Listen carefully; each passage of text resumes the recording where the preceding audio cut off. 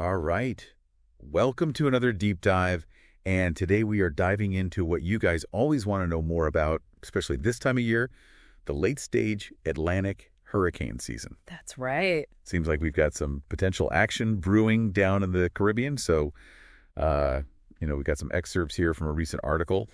And looks like things could get a little interesting. Yeah, definitely something to keep an eye on, especially this late in the season. Yeah, and that's the big question we want to dive into today, Could we be seeing some of that late season tropical trouble? I know everybody is hoping that we're done. Right. It's not over till it's over. Right, exactly. The tropics have a mind of their own sometimes. They really do.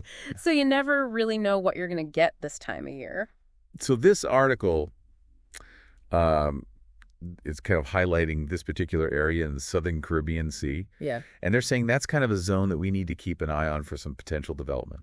Right. And that's really noteworthy. Like you said, it's we're getting into November now, the last month of hurricane season. Yeah, we're getting down to the wire here. Exactly. And to see something like this popping up is, it's interesting. It definitely raises some eyebrows. It does. Mm. And I'm seeing here that they're even talking about, increased odds of development. Mm-hmm. So what is it about this area?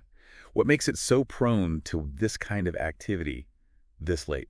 Well, a big player in this whole scenario is what's called the Central American Gyre. Okay. And it's basically this large-scale weather pattern. You can kind of think of it as a swirling wind system over Central America, and it acts like a big whirlpool, really. It helps steer storms, can influence their development, and, the article even mentions that this same gyre was responsible for intensifying Hurricane Helene just last month. Wow, so it could really have an impact. It definitely can. So this gyre, it sounds like it can either ramp things up or kind of steer things away, I guess, depending on where it's positioned, how strong it is, all that. Exactly. It's all a delicate dance. Oh, yeah, for sure. And in this case, it looks like the conditions are lining up to favor some development in that southern Caribbean. Okay.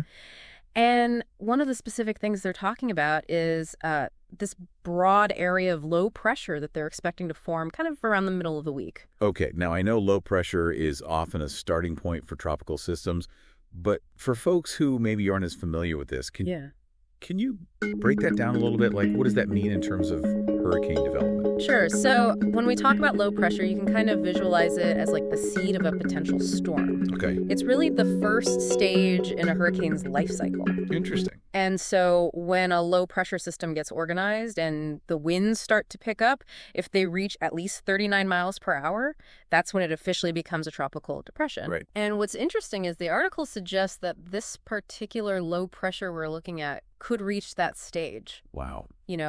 Late in the week, maybe over the weekend. And then as it moves north, it could potentially become something more. So just to kind of put all the pieces together here, we're potentially looking at, a tropical depression forming in the Caribbean, possibly even strengthening. Right. And then potentially tracking northward. Potentially, yeah. So, that definitely raises some concerns, for people who live along the coast or are planning on traveling to those areas. Sure, and I understand the concern, but it's important to keep in mind that, the article does emphasize that most storms that form in the Caribbean this late in the season don't usually pose a direct threat to the U.S. mainland. Okay, well, that is somewhat reassuring at least. Yeah. But I have to ask, are there exceptions to that rule? Because, we've seen things happen. Right. Well, the article does acknowledge that, there have been instances where we've had late season Caribbean systems that have impacted Florida or, kind of brushed up against the eastern seaboard. Right. And they actually quote a hurricane specialist in the article who says a northward track can't be entirely ruled out. Oh, wow.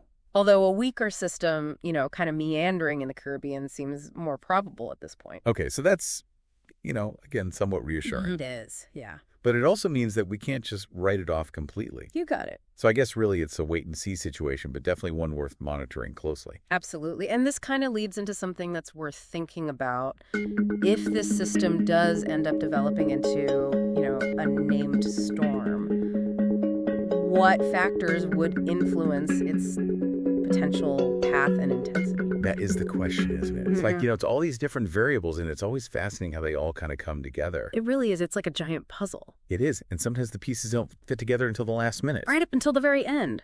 Well, I think this has been a great deep dive today. Yeah. It's definitely given us a lot to think about when it comes to this late season hurricane potential in the Caribbean.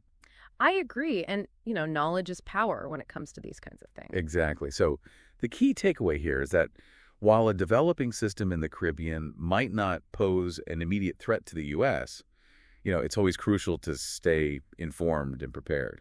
Couldn't have said it better myself.